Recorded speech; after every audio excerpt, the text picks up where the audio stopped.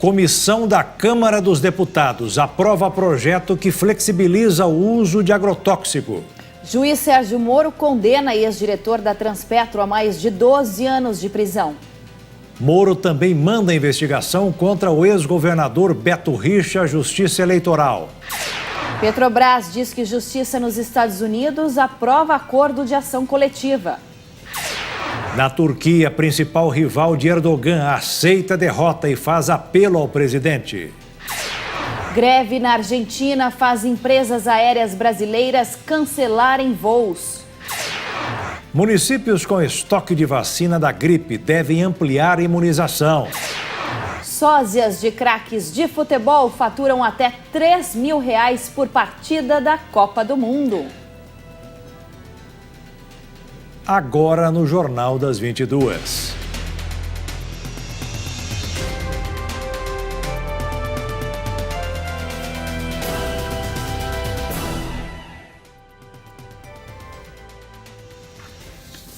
Olá, muito boa noite. Boa noite. O Ministério Público Federal denunciou o ex-procurador Marcelo Miller por corrupção passiva. Ele fazia parte do grupo da Lava Jato e teria arquitetado o acordo de delação premiada com o empresário Joesley Batista, do grupo JF, que controla a JBS. Joesley Batista e Francisco de Assis, também da JF, foram denunciados por corrupção ativa. A advogada Esther Flesch foi denunciada por corrupção passiva. Agora cabe à Justiça do Distrito Federal decidir se os 4 vão virar réus.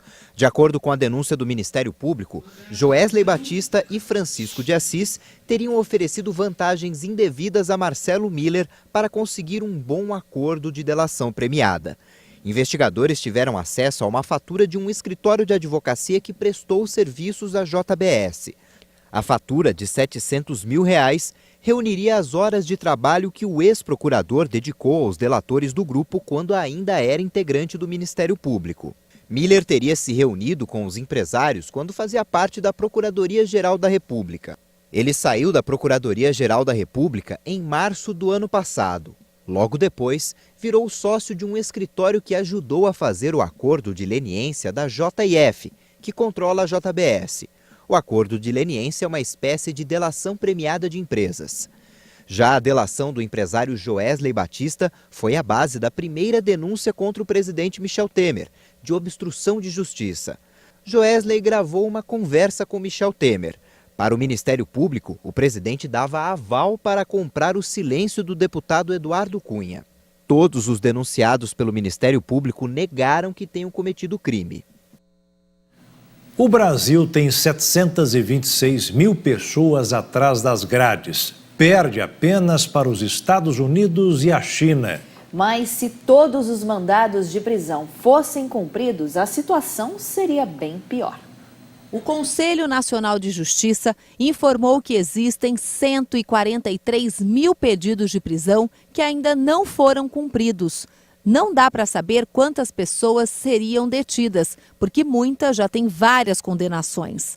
São pessoas condenadas ou com determinação para aguardar o julgamento atrás das grades, mas que estão em liberdade pelos mais diversos fatores. O principal deles, ainda segundo a CNJ, é a falta de organização do poder público.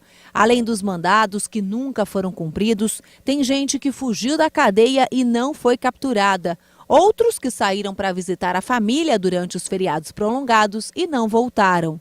Fora os que estavam no regime semiaberto, aquele que permite sair para trabalhar desde que volte à noite para a prisão. Considerando números absolutos, o estado com maior número de mandados de prisão não cumpridos é o Rio de Janeiro. São mais de 34 mil. O juiz Sérgio Moro enviou hoje a investigação contra o ex-governador do Paraná, Beto Richa, do PSDB, para a Justiça Eleitoral. O inquérito contra Richa tramitava no Superior Tribunal de Justiça. A investigação foi passada para Moro por decisão do ministro Og Fernandes, quando Richa renunciou em março ao cargo de chefe do Executivo paranaense para concorrer ao Senado. Em 10 de maio, Moro mandou investigar um suposto acordo de 4 milhões da Odebrecht para o Tucano e associados. O valor teria sido pago em troca do favorecimento da empreiteira em licitação para a duplicação da rodovia PR-323, no ano de 2014. Em sua decisão, o juiz disse ao STJ que não teve, aparentemente, as provas, desde o recebimento de cópias do inquérito. Segundo Moro, desde então surgiram novos elementos probatórios, que apenas reforçam o entendimento anterior. Sérgio Moro afirmou que os laudos da Polícia Federal confirmam que os recursos gerados para a realização de pagamentos pelo setor de operação estruturadas da Odebrecht vieram do exterior, com a utilização de contas no exterior, o que confirma o caráter transnacional dos supostos crimes de corrupção e de lavagem de dinheiro. Em nota, o ex-governador afirmou que a decisão é juridicamente perfeita e justa ao reconhecer a competência exclusiva da Justiça Eleitoral e que os fatos serão devidamente esclarecidos, afastando qualquer hipótese de pagamento de vantagens indevidas. O ex-diretor da Transpetro, José Antônio de Jesus, preso na 47ª fase da Lava Jato, foi condenado por corrupção e lavagem de dinheiro. A operação foi deflagrada em novembro do ano passado. E a sentença da primeira instância foi determinada hoje pelo juiz Sérgio Moro. José Antônio de Jesus, que já está preso no Complexo Médico Penal em Pinhais, região de Curitiba, foi condenado a 12 anos e 6 meses. E a pena deve ser cumprida inicialmente em regime fechado. O empresário Luiz Fernando Nave Maramalto e o engenheiro civil Adriano Silva Correia também tiveram suas sentenças reveladas. Maramaldo foi condenado a 11 anos e 8 meses de prisão por corrupção e lavagem de dinheiro em regime aberto diferenciado. Já Adriano Correia foi condenado a 3 anos e 10 meses por lavagem de dinheiro e a pena deve ser cumprida em regime fechado. O ex-gerente da Transpetro é suspeito de negociar o recebimento de 7,5 milhões de reais em propinas pagas pela empresa de engenharia NM, em troca de ser favorecida em contratos com a subsidiária da Petrobras. Conforme a denúncia, os valores foram pagos entre 2009 e 2014. A Justiça dos Estados Unidos aprovou o acordo de ação coletiva e encerrou o processo contra a Petrobras. O acerto foi de quase 3 bilhões de dólares. A Petrobras disse que a Corte de Primeira Instância de Nova York aprovou de forma definitiva o acordo movido pelos investidores da estatal de quase 3 bilhões de dólares. O tal acordo foi assinado em janeiro, mas a aprovação preliminar foi dada em março. Esse foi considerado um dos maiores acordos da história dos Estados Unidos. É uma ação coletiva que foi movida por investidores por causa das perdas bilionárias que foram provocadas pelo envolvimento da empresa nos desvios revelados pela Operação Lava Jato. A petroleira disse que a decisão da Justiça pode ser objeto de recurso à Corte de Apelações no segundo circuito, mas vale ressaltar que a partir de agora a ação está encerrada em primeira instância.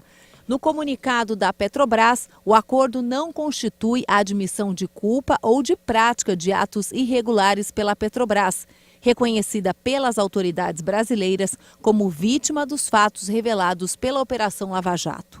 O acordo feito foi o maior em uma década em ações coletivas nos Estados Unidos, mas ainda ficou abaixo das estimativas dos analistas, que esperavam 10 bilhões de dólares.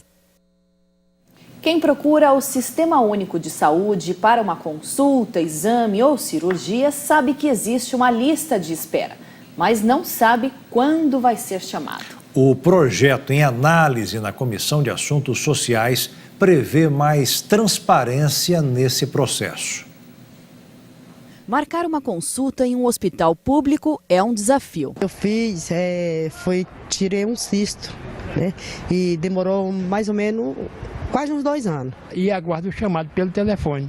Pronto, aí como é que eu vou saber? Quem está na minha frente, quem está atrás? Não tem como saber. Fiz um rins, né? Coloquei aquele grupo J, DJ, e demoraram para fazer.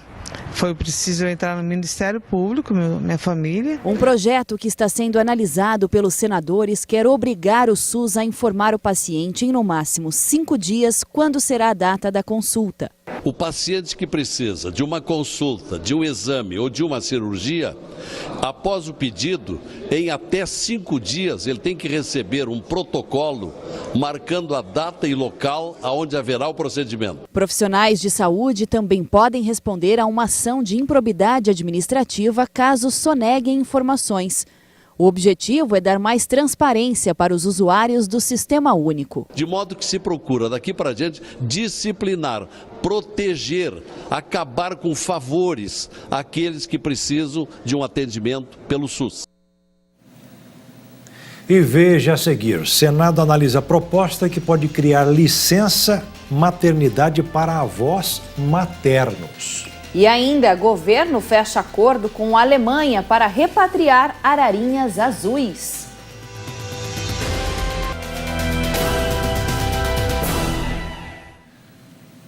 O ministro Gilmar Mendes, do Supremo Tribunal Federal, mandou soltar Marcelo Rezezinski, preso em maio, suspeito de operar um esquema de evasão de divisas e lavagem de dinheiro no Rio de Janeiro. Rezezinski foi denunciado com mais de 60 doleiros no início do mês passado, no âmbito da Operação Câmbio Desligo, um desdobramento da Lava Jato no Rio. O grupo é acusado de formar uma organização criminosa que enviava dinheiro ilegalmente para fora do país. O ex-governador Sérgio Cabral e outros políticos do MDB seriam clientes do bando. O doleiro deverá responder o processo em liberdade.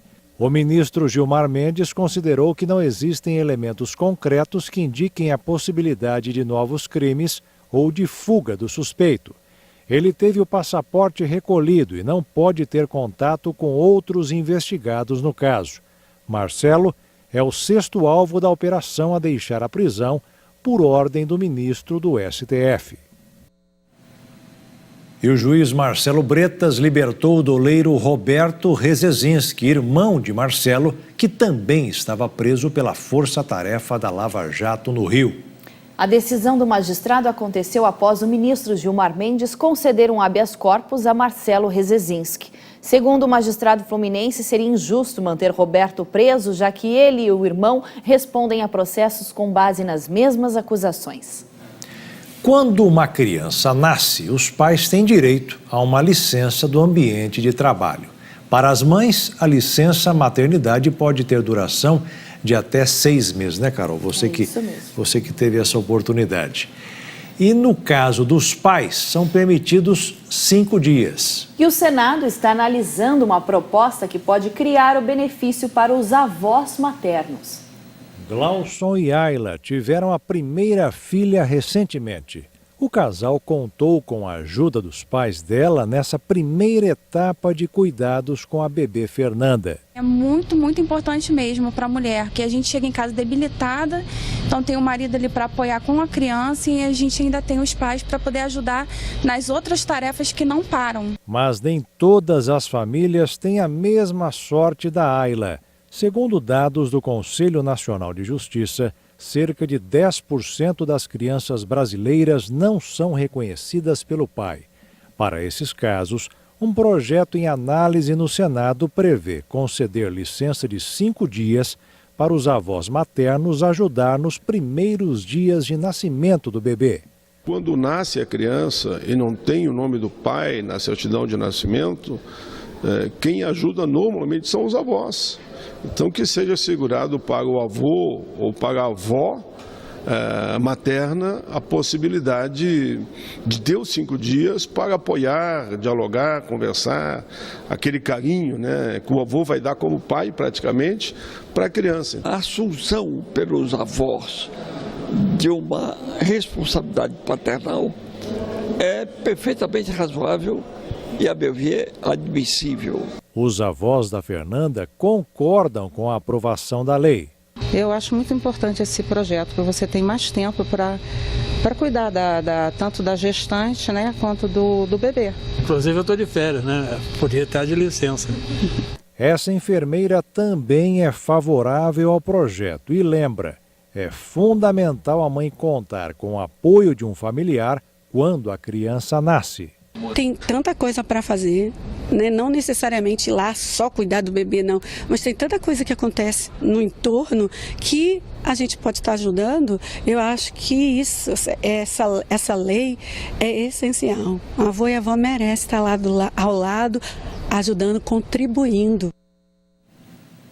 E agora destaques internacionais. O principal rival do presidente Recep Tayyip Erdogan nas eleições de domingo na Turquia, Muharrem İnce, anunciou hoje que aceita a derrota e pediu ao chefe de Estado que seja líder de todos os turcos.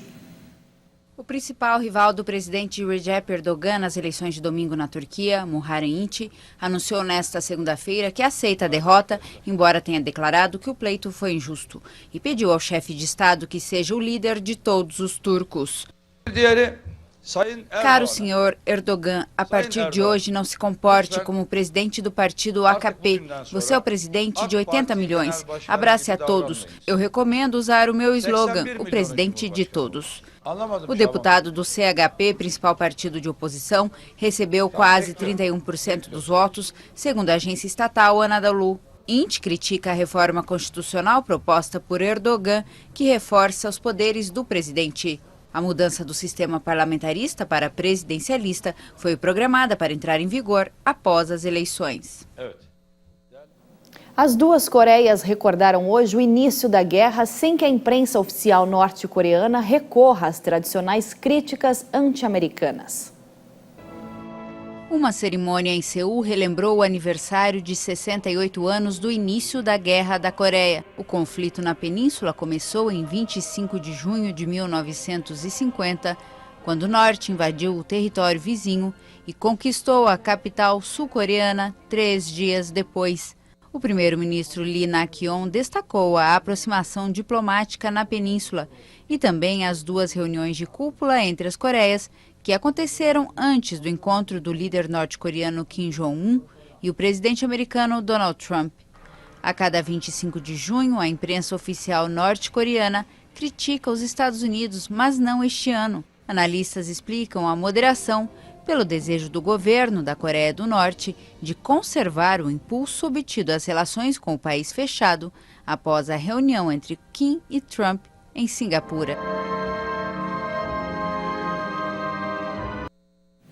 Mauro Carlessi vai assumir o mandato tampão de governador do Tocantins.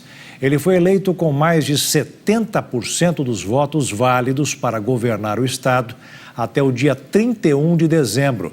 Ele também pode concorrer à reeleição em outubro. O presidente da Assembleia Legislativa e governador interino pelo Partido Humanista da Solidariedade, Mauro Carlessi, teve 75,14% dos votos válidos contra 24,86% de Vincentinho Alves, do Partido da República. A posse do governador do Tocantins para mandato tampão deve ser realizada até o dia 9 de julho. Apesar de eleito com a maioria dos votos, as sessões estavam vazias, com poucas filas em todo o estado.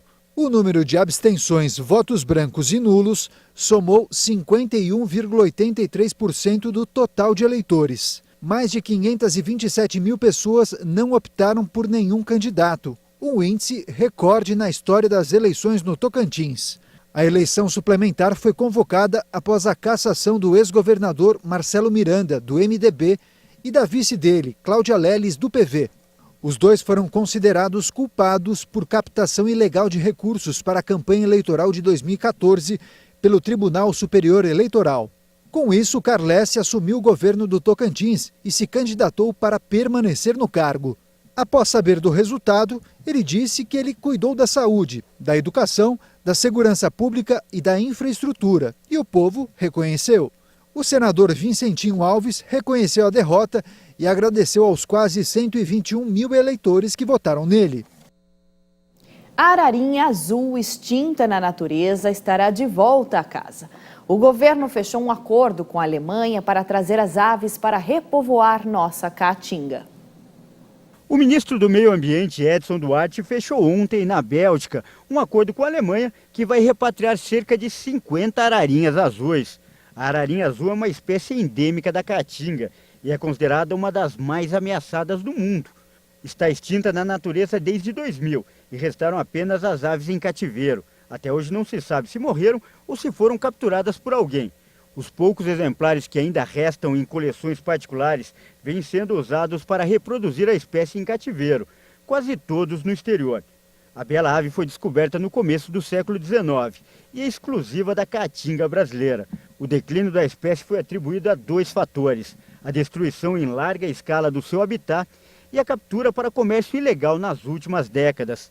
Atualmente existem 11 ararinhas em território brasileiro e a previsão é que essas novas ararinhas cheguem ao território brasileiro no primeiro trimestre do próximo ano. E veja a seguir, Comissão Especial da Câmara aprova projeto que flexibiliza o uso de agrotóxicos. E ainda, greve na Argentina cancela voos no Brasil.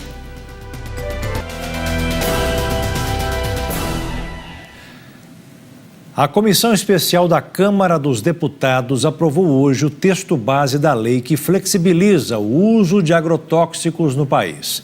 Foram 18 votos a 9. Essa é uma proposta que revoga a lei de 1989 e altera as regras de produção, comercialização e distribuição de agrotóxicos. Os deputados que defendem o projeto de lei afirmam que o texto irá modernizar a legislação para agilizar o processo de registro de substâncias. O projeto foi apelidado pela oposição de PL do veneno. O grupo afirma que a nova lei se limitará à atuação de órgãos de controle na autorização no uso de agrotóxicos. Além disso, a oposição ainda argumenta que muitas das substâncias são cancerígenas e podem prejudicar o desenvolvimento de fetos e gerar mutações. As discussões constantes e manifestações contrárias ao uso de agrotóxico marcaram todas as sessões. Hoje, parlamentares do PCdoB, PSOL, PSB e PT obstruíram a sessão com a apresentação de requerimentos para atrasar a votação. Peço a Vossa Excelência que garanta o som. Está difícil de... Agradeço, presidente. É cristalino, é evidente. Isso vai colocar veneno no prato de comida das brasileiras e dos brasileiros. Mesmo com todos os protestos, a sessão acabou com a votação de 18 votos a favor e 9 contra. O texto ainda irá para análise do colegiado, que pode fazer alterações antes do envio para o Senado. Mesmo com a alta do dólar, o brasileiro continua gastando no exterior. Veja esse e outros destaques da economia. Viajar e gastar, uma combinação perigosa, mas uma realidade para muitos brasileiros. Os gastos de brasileiros no exterior somaram 1,615 bilhões de dólares em maio, valor 7,95 maior que o registrado no mês do ano passado. E nem mesmo o dólar alto tem inibido os turistas. Muitos abusam nessa hora e preferem fazer umas comprinhas ou levar lembrancinhas para os amigos e familiares. E os economistas, consultados pelo Banco Central, reduziram a estimativa de crescimento do país. Segundo o boletim Focus, o PIB deve crescer 1,55%. Já para 2019, os especialistas passaram a ver crescimento de 2,6%, um ponto a menos do que a previsão anterior. É um sinal de alerta para o governo e vale lembrar que, em ano de eleição, a economia deve passar no centro do debate. Uma pesquisa do Ibope revela que a maioria dos brasileiros sabe pouco ou nada sobre coleta seletiva. 66% dos entrevistados se encaixam nesse perfil. Além disso, apenas 1 em cada 4 pessoas separa o lixo corretamente, mas 88% das pessoas que participaram do estudo disseram que se preocupam com o meio ambiente e 97% acreditam que reciclar é importante. De acordo com dados da Associação Empresarial para a Reciclagem, o Brasil produz mais de 240 mil toneladas de lixo por dia, dos quais 45% é reciclável. No entanto, o país recicla apenas 2% do lixo produzido. Nesse cenário, a reciclagem se mostra fundamental para o desenvolvimento sustentável, com ganhos não só para o meio ambiente, mas também sociais e econômicos. No mercado financeiro, o dólar fechou em queda nesta segunda-feira. A moeda norte-americana caiu 0,14% e encerrou o dia cotada a R$ 3,778 na venda. O Brasil tem obras paralisadas de norte a sul. Se fosse recomeçar os trabalhos, o governo precisaria investir 76 bilhões de reais. A grande preocupação é que os projetos sejam abandonados de vez por falta de verba. Mas é bom não esquecer que obra parada também custa dinheiro. O resultado do estudo de impacto econômico e social das obras públicas no Brasil, da Câmara Brasileira da Indústria da Construção, mostrou que com a grave crise fiscal que derrubou os investimentos no nível mais baixo em mais de 10 anos, parte das obras seja abandonada de vez pelo governo. O mapeamento foi feito em cerca de 7.000 obras paralisadas que estão sob o comando do governo federal. Existem projetos grandes, como as ferrovias Norte e Sul e Oeste e Leste, onde não há pessoas trabalhando, e obras menores, como creches e escolas municipais. A Câmara considera o estudo um pouco conservador porque há poucas informações sobre o assunto no que se refere às esferas municipais e estaduais. A entidade disse que se essas obras fossem concluídas, os projetos paralisados somariam 144 bilhões de reais. Os especialistas na área afirmam que o problema é grave porque não há investimentos nas 3 esferas, municipal, estadual e federal. A população sofre com a paralisação de uma obra e o poder público enfrenta grande prejuízo. A intercepção de uma obra tem impacto direto no PIB. O Ministério da Saúde autorizou que os municípios com estoque de vacina contra a gripe continuem com a campanha. Agora, as doses de graça vão atender um público-alvo maior. A partir de hoje, as cidades que ainda tiverem doses de vacina contra a gripe podem ampliar a imunização para crianças entre 5 e 9 anos e adultos entre 50 e 59 anos. Oficialmente, a campanha de vacinação contra o influenza acabou na sexta-feira, mas como há muitas localidades que não atingiram a meta de vacinação, os estoques que ainda restam podem continuar sendo usados. Ao final da campanha, pelo menos 17 capitais com estoques da vacina anunciaram a expansão da cobertura de vacinação, enquanto houvesse estoques do imunizante. Segundo o Ministério da Saúde, aqueles grupos com recomendação que ainda não se vacinaram também podem continuar procurando os postos de saúde. Mas a imunização agora vai depender da disponibilidade da vacina. A Argentina enfrenta uma greve de 24 horas que paralisa o país. O movimento foi convocado por sindicatos contrários ao acordo com o Fundo Monetário Internacional. No Brasil, as companhias aéreas Latam e Gol anunciaram que todos os voos previstos para hoje de manhã foram cancelados. Trens, metrôs, ônibus e aviões estão parados nesta segunda-feira na Argentina. Os sindicatos do país convocaram uma greve de 24 horas com o objetivo de demonstrar sua objeção ao acordo feito pelo governo de Maurício Macri com o FMI. Não é suficiente um paro geral. Uma greve geral não é suficiente. É preciso um plano de luta, um plano real para derrotar essa verdadeira guerra contra os trabalhadores. Plano de guerra contra os trabalhadores. O ministro das Finanças da Argentina, Nicolás Duchovny, disse que a greve terá um custo de quase 29 bilhões de pesos ou quase $1 bilhão. Para enfrentar uma corrida cambial que começou no fim de abril e que provocou uma desvalorização da moeda, o FMI concedeu à Argentina um crédito stand-by de $50 bilhões. O crédito tem vigência de 3 anos e, em troca, a Argentina se compromete a reduzir a 0 em 2020 seu déficit fiscal. Para isto, é necessário interromper as obras públicas, reduzir o tamanho do Estado e limitar as transferências às províncias. O governo americano mostrou que leva a sério o risco de impactos de asteroide contra a Terra. Na semana passada, foi divulgado um plano de ação envolvendo diversas agências e departamentos para lidar com um evento desse tipo. A Agência Espacial Americana informou de imediato que no momento não há qualquer asteroide perigoso que tenha sido identificado em rota de colisão com a Terra, esclarecendo que o estudo governamental tem o objetivo apenas de antecipar ações e decisões para o inevitável dia em que a ameaça for real. O relatório destaca 5 grandes metas a serem seguidas pelo governo americano. E a primeira é melhorar os sistemas de descoberta e acompanhamento de objetos celestes potencialmente perigosos. O estudo indica que praticamente todos os asteroides ameaçadores com 1 quilômetro ou mais, tamanho capaz de um estrago em escala global, já foram identificados e nenhum deles vai colidir na Terra nos próximos séculos. Mesmo assim, a má notícia é que a população de objetos com até 140 metros, capazes de estragos enormes, ainda é muito desconhecida. Em 2005, o Congresso americano estabeleceu a meta de catalogar 90% desses objetos até 2020. Mas o ritmo atual sugere que apenas metade deles estará registrada até 2033. Por isso, é preciso acelerar o passo.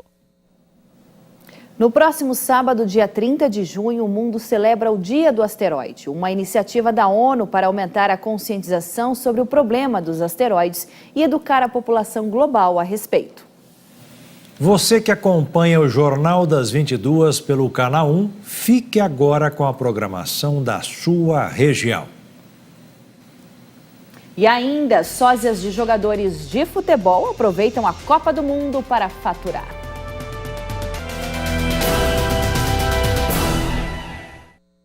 Sósias de craques do futebol aproveitam a Copa do Mundo para ganhar dinheiro. E parece lucrativo, viu? O cachê pode chegar a R$3.000 por partida.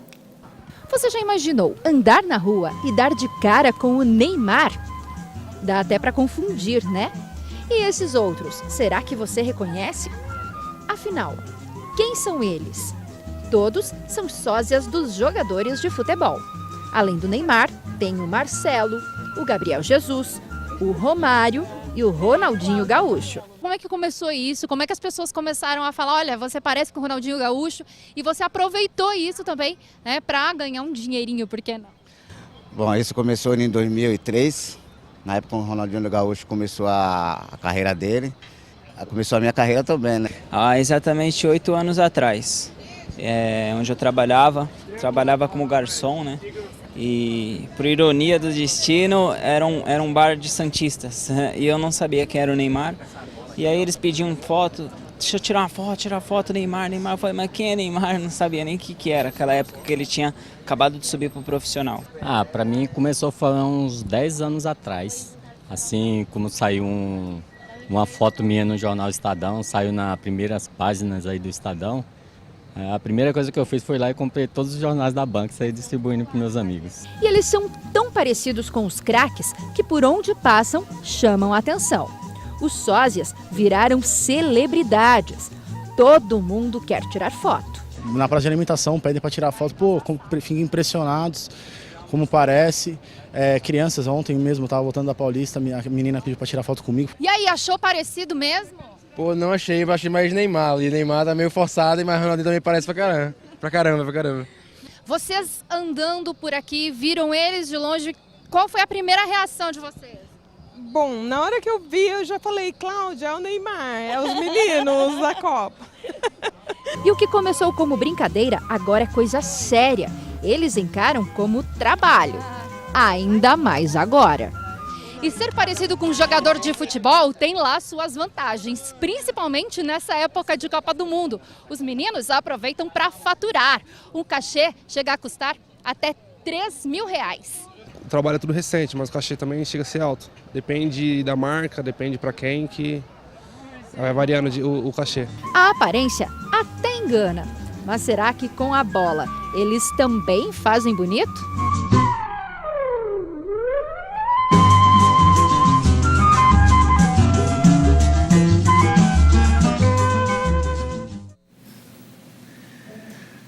O príncipe William desembarcou em Israel hoje depois de se reunir com militares na Jordânia. O Duque de Cambridge prossegue com a histórica viagem oficial pelo Oriente Médio. O avião da Força Aérea Real Britânica pousou no Aeroporto Internacional de Tel Aviv nesta segunda-feira para mais uma etapa da visita histórica do príncipe William ao Oriente Médio. O Duque de Cambridge é o primeiro membro da família real a fazer uma viagem oficial para o Estado judeu e territórios palestinos. Antes da passagem por Tel Aviv, William esteve na Jordânia e foi acompanhado pelo príncipe herdeiro Hussein bin Abdallah. Na ocasião, o membro real cumprimentou soldados jordanianos. A viagem ocorre em um momento de tensão, depois que o presidente americano Donald Trump reconheceu Jerusalém como capital de Israel. A declaração gerou mal-estar entre os palestinos, que reivindicam a parte oriental da cidade anexada por Israel como futura capital do estado. William segue justamente para Jerusalém Oriental e em seguida para a Cisjordânia. As visitas oficiais reais são organizadas a pedido do governo inglês. Em comemoração a um decreto histórico que permitiu às mulheres dirigirem na Arábia Saudita, uma jovem pilotou o carro que levou Kimi Raikkonen à vitória no GP de Abu Dhabi em 2012. A saudita Assel Al-Hamad celebrou em alta velocidade o dia em que as mulheres do Reino Árabe conquistaram o direito de dirigir. A montadora Renault promoveu um desfile da paixão para comemorar o GP do circuito Paul Ricard, no sudeste da França. A pista não recebia uma corrida há 28 anos. Assel Al-Hamad pilotou o carro que levou Kimi Raikkonen à vitória do GP de Abu Dhabi em 2012 e se tornou a primeira mulher a participar da equipe saudita de automobilismo. A Assel promove estratégias para treinamento em automobilismo para mulheres de seu país, que está passando por uma revolução. Um decreto real, obra do príncipe herdeiro Mohammed bin Salman, acabou com uma proibição única no mundo e permitiu que milhões de mulheres tirem a carteira de motorista e comecem a dirigir. E o Jornal das 22 termina aqui. Uma boa noite para você e até amanhã. Boa noite, fique na paz.